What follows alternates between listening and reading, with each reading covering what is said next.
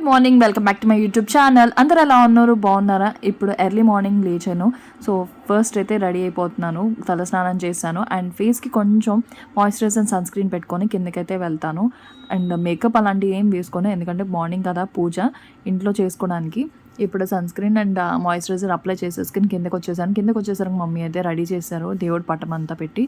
And మమ్మీకి కూడా పసుపు రాసి నేను రాసుకొని కుంకుమ పెట్టాను అండ్ దేవుడి దగ్గర కూడా కుంకుమ పెట్టేస్తాను. ఇప్పుడైతే మేమిద్దరం కలిసి ఒత్తులు అయితే వెలిగించుకున్నాం ఇంట్లో. అయితే పూజ అయితే చాలా బాగా జరిగింది. అండ్ నేను కూడా కథ చదివాను. 15th కార్తీక కథ ఉంటుంది, అది చదివాను.